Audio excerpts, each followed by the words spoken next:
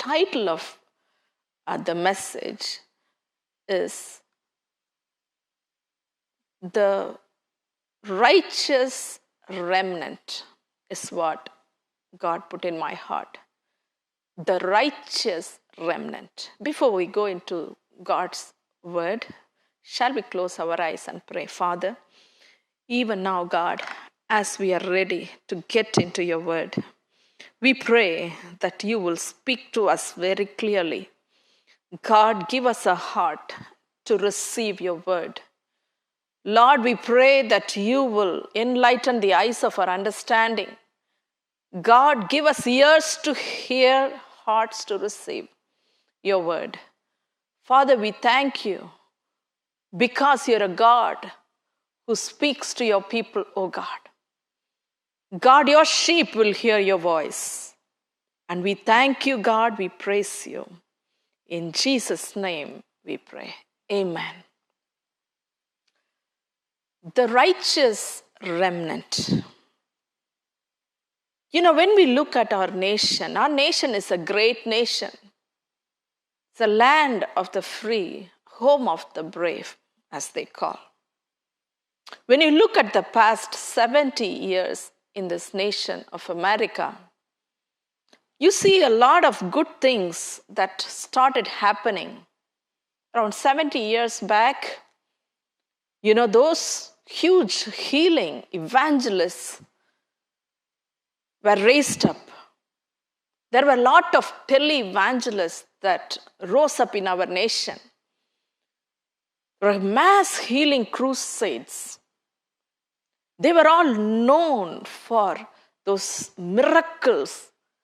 And some of them came all the way to the other side of the globe, and these healing crusades will bring thousands running to the altar and being healed. And then in the 70s, we see what we call as a Jesus movement. In the Jesus movement, there was a revival that swept through the nation. And what happened in the Jesus movement was people started seeking God. People would just run to the altar and they will weep, even during the services, for asking God to forgive their sins. And they were getting ready to meet God. They thought that the Lord would come anytime, and they wanted a life that is holy and upright before God. And they were not looking for anointed speakers. There were anointed listeners, is what we read. There were people that came to church to receive the word of God. There was food in God's house. They come very hungry on the spiritual side. There were fasting prayers. People would just weep and pray. They will come and weep between the altar and the porch, exactly the way it is written in Scripture. The pastors, the elders, the deacons would come between the altar and the porch, and they would just weep and pray. I read all these things in the internet. And then after the 90s, we see some apostolic movement, all that kind of a thing. But there is another movement that started in San Francisco, which is the hippie movement. You know, that is something that's not a godly movement. And then there are many other things that have happened, which is so not very biblical, like shedding innocent blood, redefining marriage, and taking things in a very listeners-oriented way, twisting the truth, and so many other things have happened in our nation. And we are at a place where we are standing at a crossroad. Even as a believer in Christ, as a servant of God, as a missionary that is sent from India to America, the way I look at things is that God is starting a new era. Not only a movement. These movements are all good.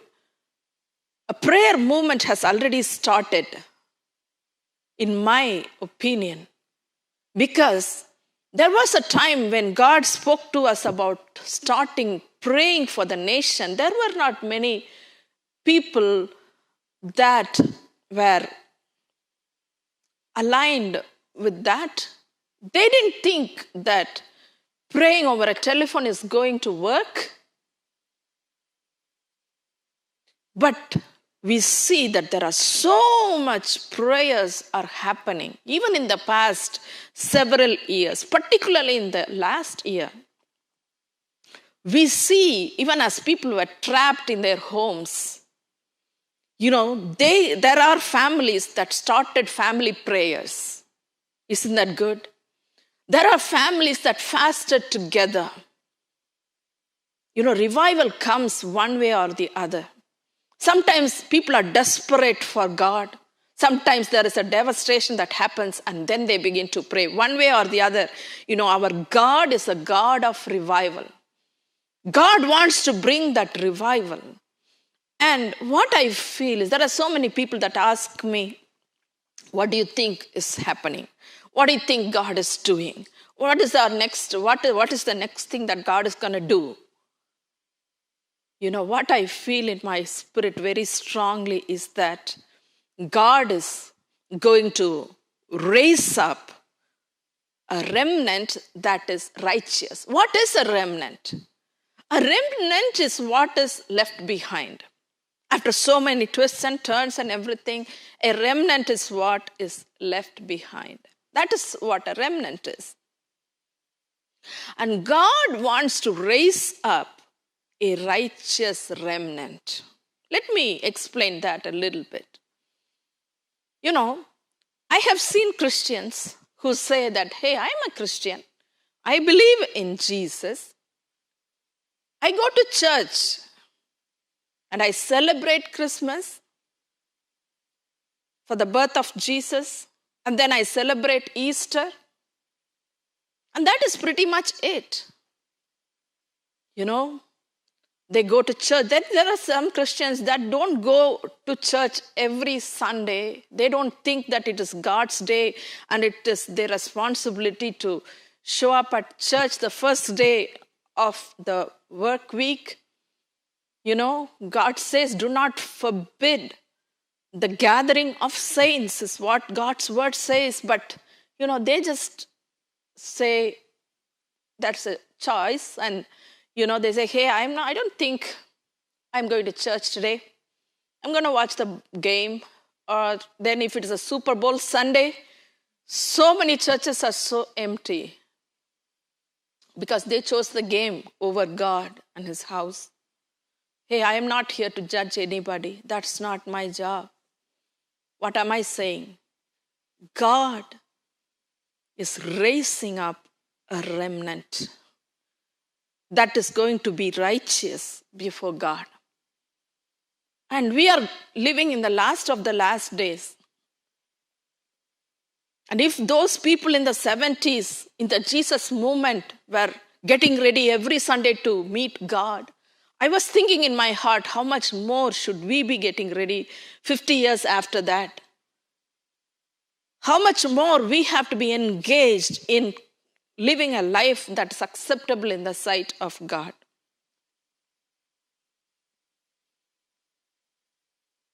In the coming days, what will make someone a follower of Jesus Christ? That is going to be more defined in the days to come. Because here in America, we just don't know what persecution is all about. We have no clue what that is. If you are probably living in another country, on the other side of the globe, they know what is persecution. There was a time when I was in Sharjah. I was scheduled to speak in a church in Dubai. And they asked me, what do you do in America for Christmas? What do you do there? I said, we are getting ready for our mall outreach. Their eyes became big. What? What do you call outreach? And it's a mall outreach? In Dubai, there are beautiful malls, by the way. There was this Sunday school student of mine who took me to the mall after my ministry was over. She just took me there, and to see that beautiful place, it was so amazing. And I said that, hey, we are getting ready for our mall outreach. At that time, here in the Blessing Church, we would go to the mall, set up a small little table, put the Bibles and some tracts, and just to share with people that we are ready, we are available to pray, and give them those tracts. And they said, if you did that here, you will be arrested immediately. At a moment's notice, you will be arrested here in Dubai. You will be arrested in Sharjah and other places. If it is Saudi Arabia, even it's very, very difficult even to do some very basic things that we do to practice or to follow Christ. I was thinking for a moment, what a freedom we have here in America. What a freedom we have. We can pray whenever we want to pray. We can go to church whenever we want to go to church. We can share the word of God in pretty much all the platforms, in all the social media. We can put God's word. I, for a moment, thought that in America, we don't know what persecution is all about. But we are getting into an era. I sense that very strongly in my spirit. We are getting into a place where our faith is going to be challenged in the days to come. You will have to choose one over the other. There is no middle ground. You just cannot settle for a lukewarm in a place where you can settle down right in the middle, just putting one feet in God's kingdom and another feet putting in the world, and thinking that you are going to make it through it all when the Lord Jesus would come back. Even in America, there is a theory that is going on even in the churches that Jesus is not going to come back.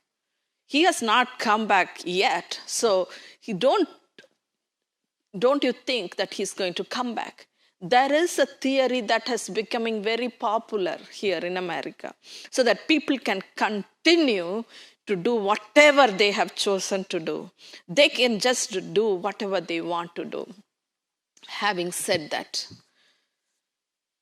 how do we identify a righteous remnant? We're talking about a righteous remnant. And in the days to come, it is going to be more defined. What would make you a follower of Jesus? Even today, when you look at some forms, there are some categories, that you have to fill in. You just don't feel that there is any need for that, but you have to say some things, Recently, I was filling up an application for my real ID. Now they are having this real ID, okay? And there were the questions that they asked. They didn't ask those questions. The last time, 10 years back, when I filled up my driver's license application, I can see the difference. I can see a difference, even in that application. All I sense in my spirit is that our faith is going to be tested. God's word says, how can a pure metal be tested? It will be tested only when it goes through that fire. Even as Carol was saying, there is a revival fire that is going to revive God's people. And then there is a fire that is coming, which is called a consuming fire. God is ready to release the fire. You know, God's word says that I wish that it was already kindled. That's what Jesus said. Jesus said, I came to put fire on this earth, and I wish it was already kindled. So the fire of God is going to fall on the good and on the wicked.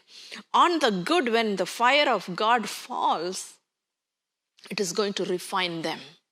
It is going to take them to a place of holiness, to a greater holiness. The one who is holy, God says, be holy still. What about the others? What about the wicked people? What about the unrighteous people? For them, God is saying, if you are unrighteous, you can just continue. You just go on. But there is going to be a time when at the Lord's coming, He's not coming back for a church that is totally engrossed in sin. He's not coming back for a church which is not ready. But right now, God is preparing His body. God is preparing His church. Even as I was reading God's word, how do you identify this righteous remnant? They all look like the same. If you go to the ocean, when you look at the shells, they look very similar. You cannot find out which shell has a pearl in it. On the outside, it's all the same. But only when you break that shell, only when that breaking comes, the persecution comes, the challenge comes, the test comes, that will reveal what you are made up of. What kind of person you are. What you are having on the inside of you. Jesus is saying that, whatever is done in secret will be rewarded in public. Whatever is done in secret. How do you identify the righteous remnant? There are many times, I have got so mixed up. You just look at their words. There are some people that their words are so promising. They are very good in words, especially here you see, you go into a store, they say, how can I help you? They really don't want to help you. It's their job. They are paid to do that. They don't have the intention of helping. You see what I mean? You hear me? They just ask you. They welcome you, but then there is not a real heart to welcome. And then there is words. They're just empty words. And then there are promises. They're empty promises. Then you see so much fake personalities. There's nothing. They don't really mean what they are saying. How do you identify who's the real deal? How do you identify the righteous remnant? First of all, the righteous remnant carry the love of the Father in their heart. That's the first thing, not in the same order, but there are some litmus tests that you can go to just identify the righteous remnant. Who do you want to hang out with? Who do you choose to work with, even in the kingdom of God? First of all, the Father's love. The Father's love is an eternal love. Let's turn our Bibles to read about the Father's love. Turn with me to 1 John chapter 2, verses 15 to 17. We are talking about how to identify a righteous remnant. 1 John chapter 2.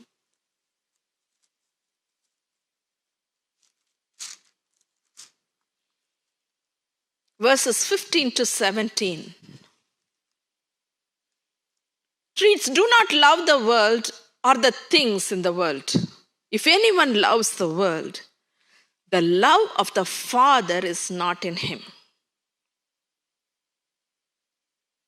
For all that is in this world is the lust of the flesh, the lust of the eyes, and the pride of life.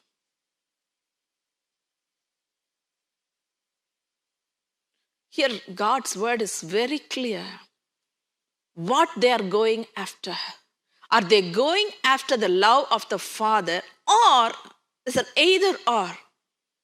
You just cannot put one leg here and the other one there. And in the world, there is this lust of the eyes, always looking at the package, looking at the appearance, looking at how it looks like. So many people in this generation, they just look at things and they are deceived. They just hear the words and they are deceived. There is no clarity between lust and love. They think lust is love. And they say, we are so in love with each other. It's nothing but the lust that's in the eyes, lust in the flesh, and also the pride of life. Where do you live? What do you drive? It's a pride of life. Life is not all about that. The Father's love. That is the first indication about a remnant that's righteous, filled with the Father's love. So when they are filled with the Father's love, what happens is that love is seen on the outside. That is the next step. The others will know by their love. Turn with me to John chapter 13, verse 34 and 35. The Gospel according to John, chapter 13.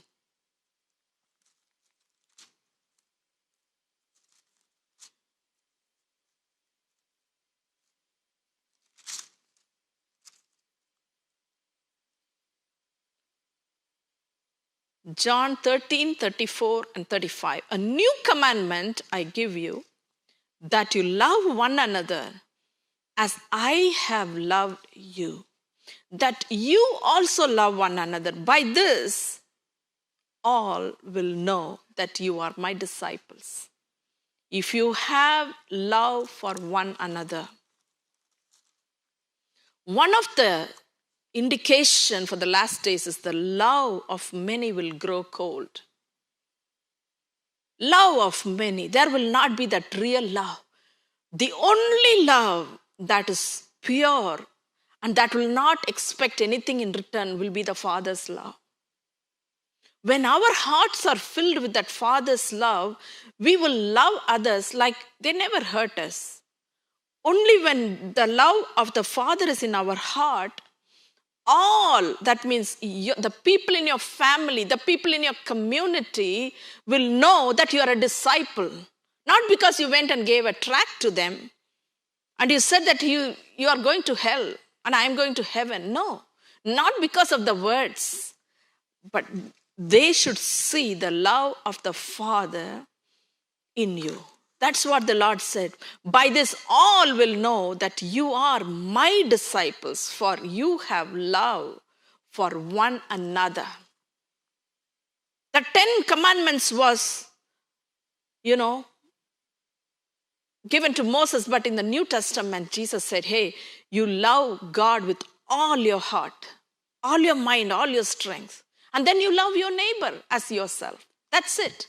He's just shrinking everything and giving a love commandment. That is a remnant's commandment. A remnant will always love. They will not hate anybody. They will not have the word hate even in their vocabulary. They will be known by their love. And the third one is that there is a fear of God in their heart. A righteous remnant will not say or do things that is not inspired by the fear of God.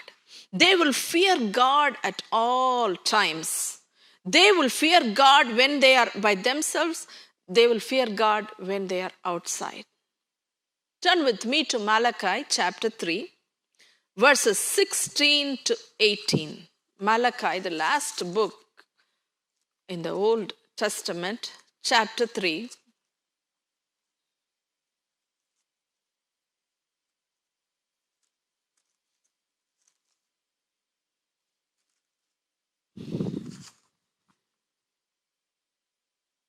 (16 to 18). Then those who feared the Lord spoke to one another. And the Lord listened and heard them. So a book of remembrance was written before him for those who fear the Lord and who meditate on his name. They shall be mine, says the Lord.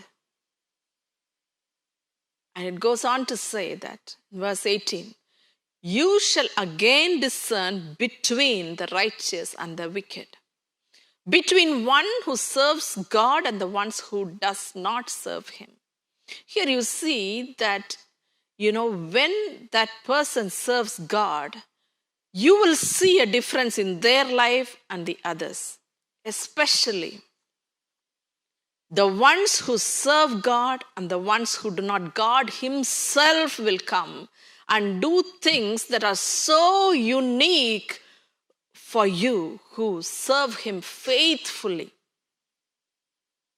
There is definitely a difference. The people who are compromising, the people who are just doing things that are so unrighteous in the sight of God, and when they go to God and they ask God, they may not be able to see that difference between the ones that serve God and the ones who do not. But the people who fear him, the people who fear the Lord, not only that, God is saying the ones who fear me, the ones who have the fear of God, God will talk about his secrets to you. We all want some secret things, right? Even something that's going on, even somewhere, what happened? Somebody told me I'm not supposed to say anybody. And we just are so happy if we know something that everybody else doesn't know. Don't look at me like that. You know what I'm talking about. If you only know that and nobody else knows it, you are so delighted. But here God is saying, hey, if you seek my face, if you have the fear of God, I will tell you my secrets. Psalm 25 and verse 14 says, the secret of the Lord is on the ones that fear him.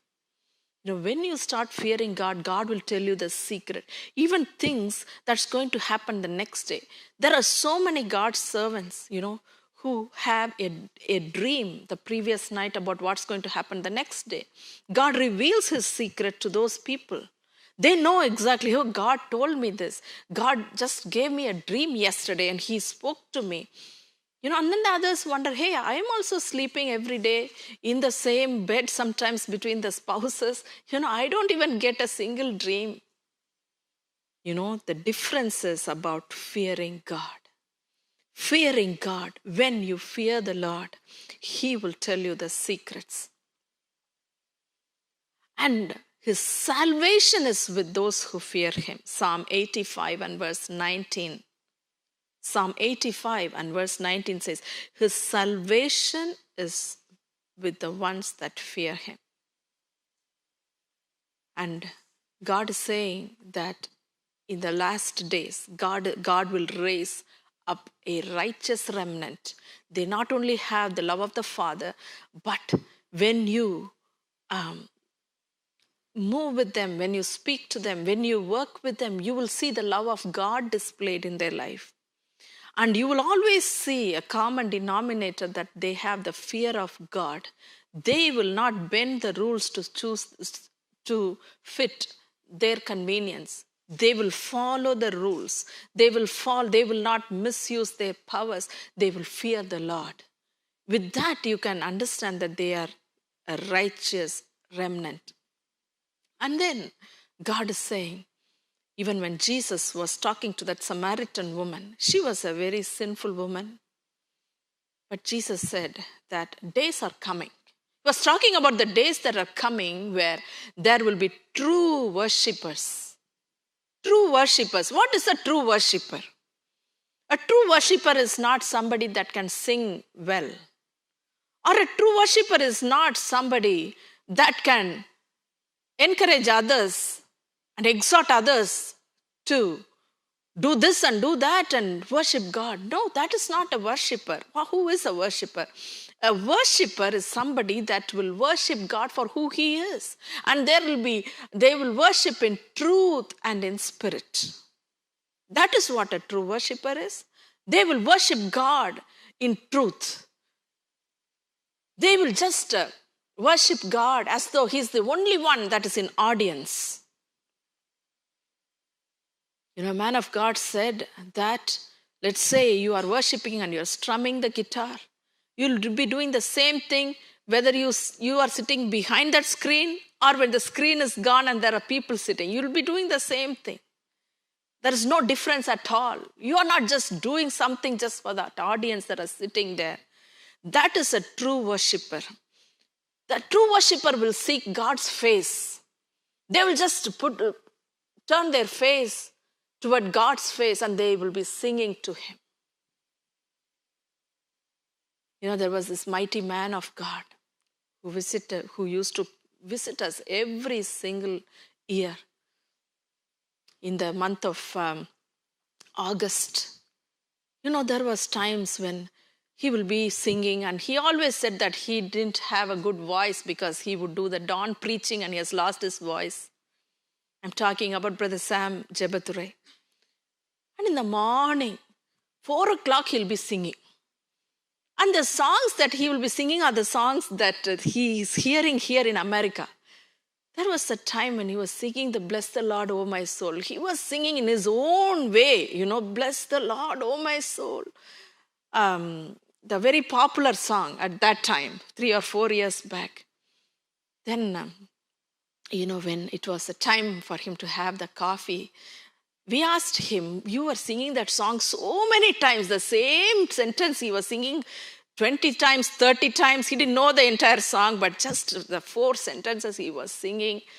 And then he asked me, can you just translate it into Tamil and then sing?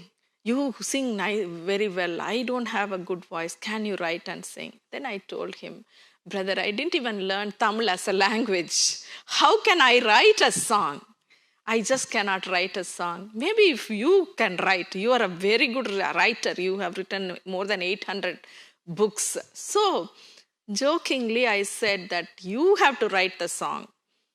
I thought he's not going to write. The next time, I went to Chennai to speak at one of his fire conferences. He gives me that sheet of paper where he has translated the whole song. And in my first Tamil CD, I would have sang that song. You know, when I think about that, that's a true worshipper. He said that he didn't have a good voice. Even though you don't have a good voice, you can be a true worshipper, is what I want to tell you. Not everybody can sing beautifully like Linda and Jyoti.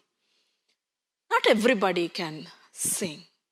Thank God for the talent that He has given some of us. But all I am saying is, you can be a true worshipper. Do you want to be that true worshipper? Is my question. He says, I will raise up those true worshippers. Turn with me to John chapter 4 and verse 14. It talks about a true worshipper who will seek God's face. And I really liked the way Moses and Joshua. Moses was the leader and Joshua was like his spiritual son. There was a time when Moses went into the tabernacle. Maybe we should just turn to that portion. Turn with me to Exodus chapter 33 and let's go to verse 11.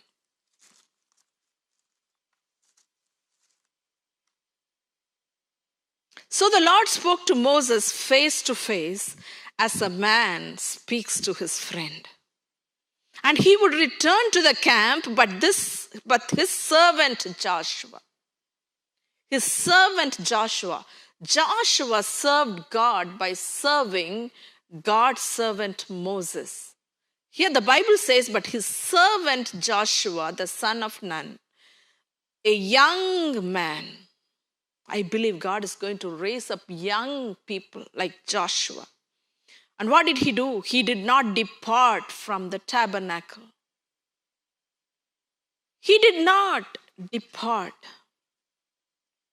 from the tabernacle.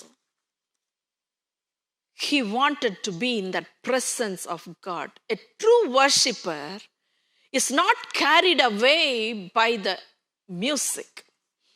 A true worshiper is not carried away by the tune. A true worshiper is not carried away by that upbeat. Those things are all good. Not compromising the holiness in the heart and seeking the presence of God. That is the true worshiper. You know, a true remnant. We are talking about how to identify a true worshiper. And then a true worshiper will be a true remnant, a righteous remnant, will be very committed in their prayer life, especially in the area of intercession. Because intercession is very close to God's heart. A righteous remnant will not give excuses when there is an opportunity given for interceding. A true remnant, a righteous remnant, God's word says that a righteous remnant will have the burden of the Lord. They will carry what God carries in his heart. They will have no problem standing between God and the people. That is why they are called intercessor. They are standing in the middle between God and the people. They would not just say that, hey, I'm very busy. I don't have the time. You know, they will commit to the intercessory prayer. That's a mark of righteous remnant. And this King's Bride is a platform where God has raised many women to a place of intercession. There were so many women that have walked through our meetings where they didn't know how to pray. They have told me that I want to pray, but I don't know how to pray. And there was a time when I just asked one sister to just join and just say yes to all the prayers that people pray. And that's what she did. And she joined the prayer call. She was raised up as a Catholic. She only memorized some prayers and just said it. She said, we only said the prayers, we didn't pray the prayers. But to God be all the glory. Now she is in another state where she's called the prayer leader in that city. I just was speaking in a church where I asked, is there anybody that prays for the nation? And a name was given, and that name was one of our intercessors. You know, I really thank God for that. You know, I just thank God for that opportunity that he has given me to be that intercessor. You know, I am an intercessor. I'm sure many of you are. What a privilege that is. God is saying that the mark of a righteous remnant is they will continually be praying day and night, like how that woman came to the judge for a judgment. And God is saying will not God avenge his own elect that call on to him day and night. Here God is saying in his word that like how a woman will have the birth pangs, you know, brothers will have no clue what I'm going to talk about now. There is something called the birth pangs, you know, and, you know, that's something that's very unbearable pain. It's very much unbearable. It comes to a place where you are not able to bear the pain anymore. It just is so severe. It's so severe, and it just continues. And then there's again the pangs come, and again you're going through that pain. You know, God's word compares that to intercession. Would you turn with me to Micah chapter 4? Micah chapter 4 and verse 10. Here, God's word says, be in pain, say it with me. Be in pain and labor to bring forth. O daughter of Zion. God is calling the daughter of Zion. Who's the daughter of Zion? Daughter of Zion is God's people. Like a woman in birth pangs. Here God is comparing the intercession to that birth pangs. And finally, a righteous remnant will always talk faith. In the midst of all that is happening, they will not give in to fear. They will not give in to confusion. They will not give in to the things that they see in the news. They know what God can do. Amen. They know what God's promises can do. Like Abraham, a very good example will be Abraham. Abraham was very well advanced in years, so was his wife. But God's word says that in Romans 4, 19 to 21, if you read, Romans chapter 4, 19 to 21, he did not waver. He did not waver at the promises of God. Here in America, I believe God has a righteous remnant. And this righteous remnant is not only filled with the Father's love, but they will be known for the love that they have shown to others. Not to just get an appreciation, not to just show it to people. And then the righteous remnant will have the fear of God at all times. They are not playing the double game. And then the righteous remnant, you know what they are going to do is that they are going to be those intercessors. They will just look for those opportunity, even if they get 10 minutes. Even that I have seen so many people, even after when they are working in a full-time position, they go for intercessory prayer in their lunch breaks. They are committed to God that way. And then they do not waver in their faith. They are very strong in their faith. And then the righteous remnant will always carry God's glory. They carry God's glory wherever they go. They are not Sunday Christians. They just not have one quality on Sunday, and then from Monday to Saturday they are totally, nobody in their workplace even knows that they are Christians. There was a funeral where, somebody said that, talking about the man that has gone on, said, I never knew that he went to church. I never knew he was a Christian. A full lifetime is gone without the colleagues knowing that person is a Christian. The righteous remnant will not be ashamed of the gospel. The righteous remnant will have no problem telling the people that, hey, I am a Christian. They will have no problem looking at their boss square in the eyes and saying, I cannot work on Sunday. I have to go to the house of God. They will be bold as a lion for God and his house and for God's kingdom. That is a righteous remnant. They're not going to cover.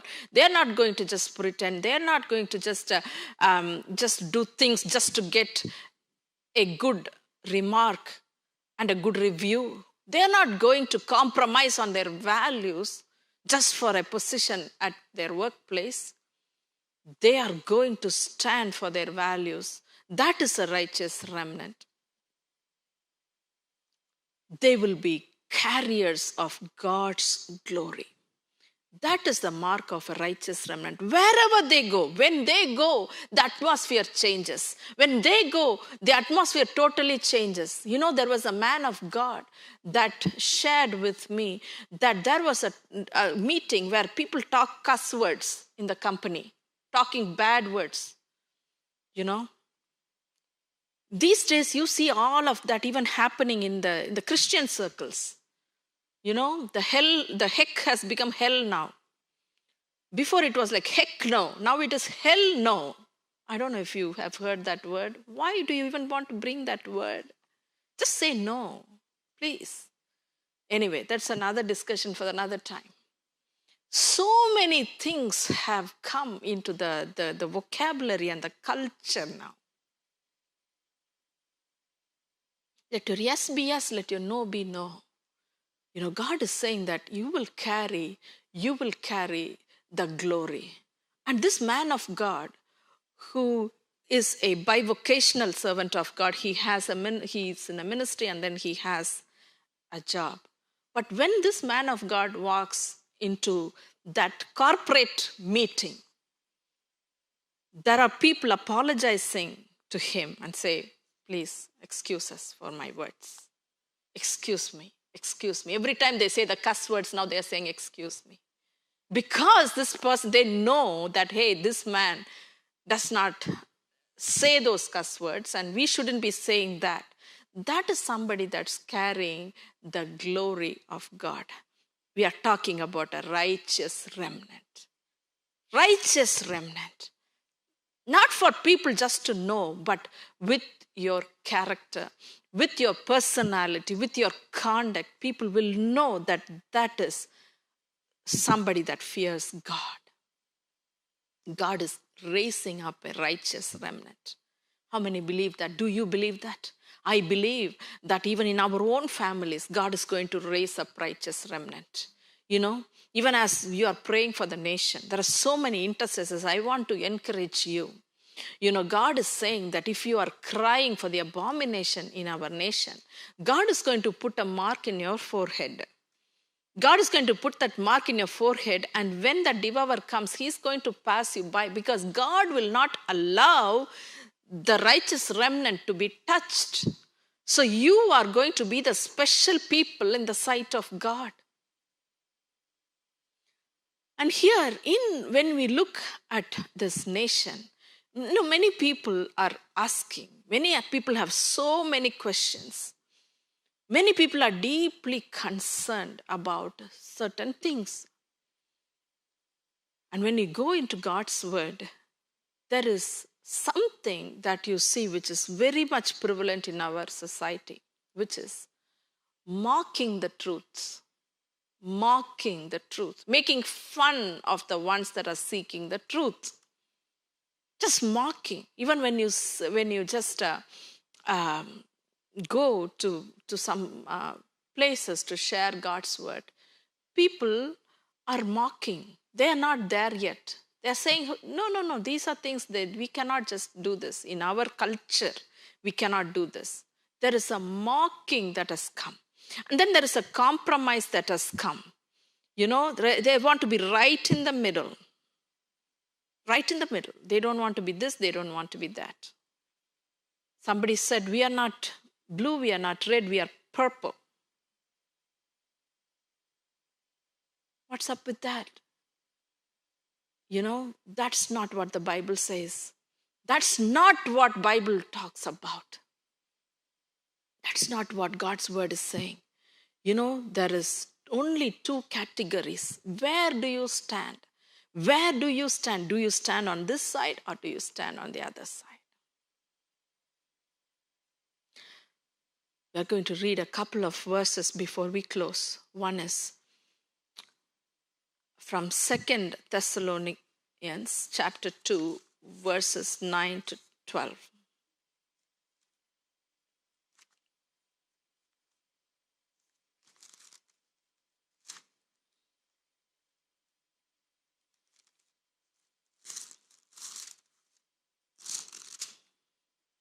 2 Thessalonians chapter 2, verses 9 to 12. And then the lawless one will be revealed, when the Lord will consume with the breath of his mouth and destroy with the brightness of his coming. The coming of the lawless one is according to the working of Satan with all power, signs, and lying wonders, and with all unrighteousness, deception among those who perish, because they did not receive the love of the truth, that they might be saved. When you look at this, we see that there is a coming of lawlessness, this coming of unrighteousness. There is a strong delusion. There is a lot of deception, if you will. There is a lot of things that are putting a delusion, a deception, even in the lives of the believers. And God is saying that, hey, you need to be very, very careful. When Paul writes to his spiritual son, Timothy, in 2 Timothy chapter 4 and verse 5, we see that, hey, you be watchful in all things. You need to be watchful. That's what the church of God should be doing. We need to be very watchful. We just cannot take everything that comes to us. We have to have the discernment. God is saying that you have to be watchful in all things, endure afflictions. Endure, do you see the word endure afflictions? That's the persecution that is coming. And that is written in the scripture, enduring those kind of affliction. You're afflicted for your faith. You're afflicted for what you are going to believe.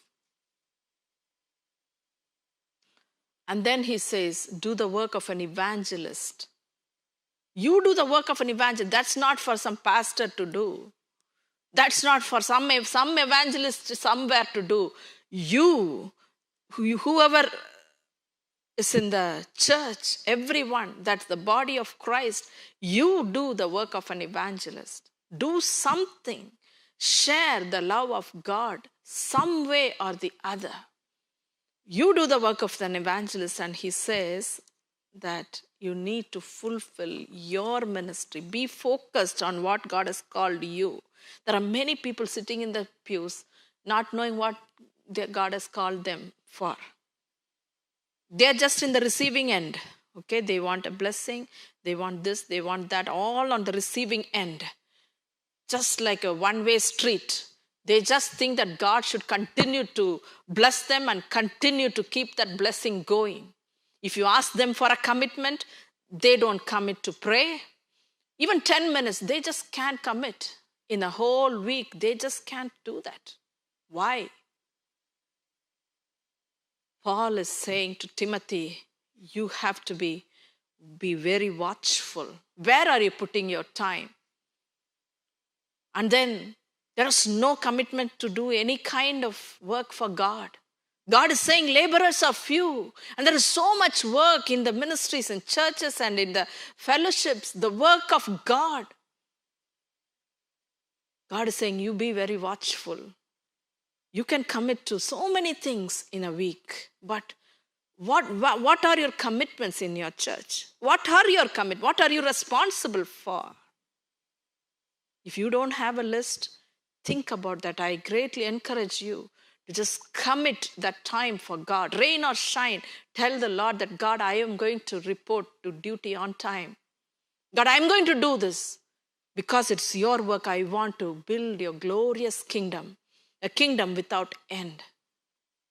And then when it comes to giving to God your time, whatever God has said in his word, giving to him what belongs to him. God is saying that, hey, you are giving me what belongs to me, but then there are some weightier things in life. There are some weightier things. What is that? There are some weightier things that the body of Christ has so ignored, and a righteous remnant will be focused on the things that God calls the weightier things. Let me share it with you. That's not in my notes, but the Spirit of the Lord just put that in my heart. I'm going to share that verse also. It's in Matthew chapter 23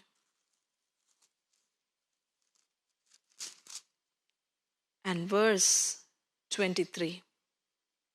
Here God is looking at the people in the temple, okay? Woe to you, scribes and Pharisees. He's saying, hypocrites. For you pay tithe of mint and anise and cumin and have neglected the weightier matters of the law. What is it? Justice, mercy, and faith. Today, God is looking at his people who are sitting in the church, okay, the scribes and the Pharisees. They were the ones that was in the temple. And he's calling them hypocrites. Why? Because they were doing the tithing very properly. But today, even in the church setting, even in the body of Christ, people still argue over tithing. Such a sad situation. They are not willing to give what belongs to God. That is why God is calling his people robbers. Because why? Because that's something that belongs to God. Since they have not given to God, God is calling them robbers. And God is calling people thieves because they wouldn't pray. He says, my house shall be called a house of prayer, and you have made it a den of thieves. Look at the names God is giving. For people who do not give to God what belongs to God, they are robbers, and the ones that don't pray are called thieves. I don't think thieves and robbers can go with the Lord when he comes back. I was a robber at one time. I was not giving to God what belonged to God, But God, one day, through his word, talked to me.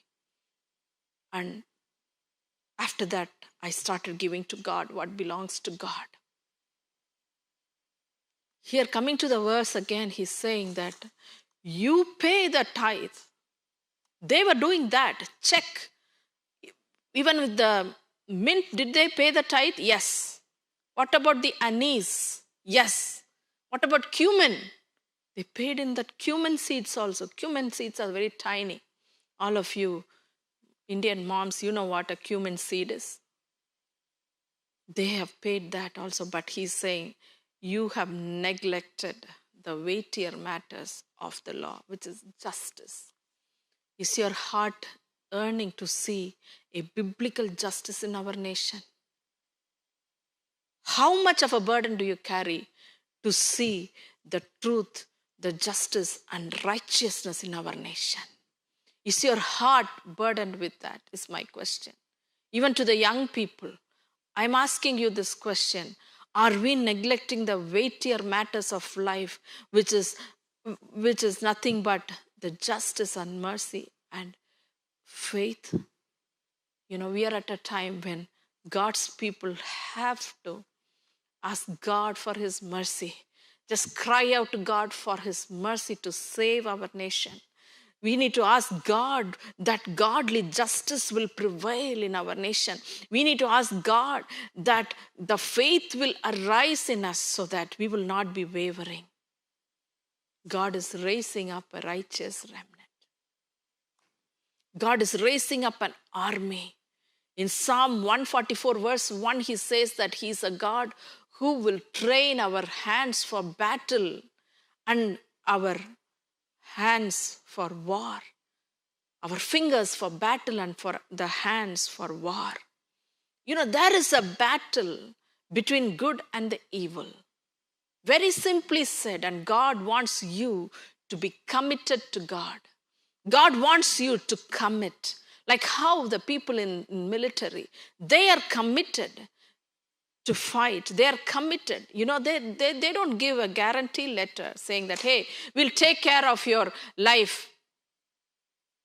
No, they don't give a guarantee, but they are willing to fight. They are willing to do what they are called to do. And in this King's Bride, You know, God wants to raise up a righteous remnant. Would you be that righteous remnant who's willing to stand on the Lord's side? And you're asking God for the biblical justice. And we are asking God for truth and righteousness to prevail, not only in your own life, but in your community and in your nation. Shall we pray? Father, we thank you, God, for this time, oh God. Lord, we give you glory for all that you have done for us even now. Lord, we thank you for your word, Lord, about the righteous remnant, Lord. Lord, we talked about so many things that are written in your word. God, we pray that you will raise up a righteous remnant in all simplicity and purity of devotion to you. Dear Lord, we pray, Lord Jesus, that we will continue to contend for your plans and purposes, God. God, we pray that you will help us, Lord, to continue to contend for godliness, biblical values. God, we thank you for helping us, oh Lord. God, even now I pray for everyone that's watching online. If there is anybody that has not received the Holy Spirit baptism in your life, I want to pray for you. Father, we pray that in these last days you will pour out your Spirit on all flesh. God, we pray that our sons and daughters will prophesy. God, it's our prayer that our young men shall see visions. God, it is our prayer, oh God, that our elderly will see dreams, oh God. God, we pray that upon your maidservants and your servants, you will pour out your Spirit. God in heaven, we pray that a revival will come. And God, we pray that we will pioneer that revival in our own homes, oh God. In every home, let a revival start, Father. That is our prayer, Lord, in every home, Father.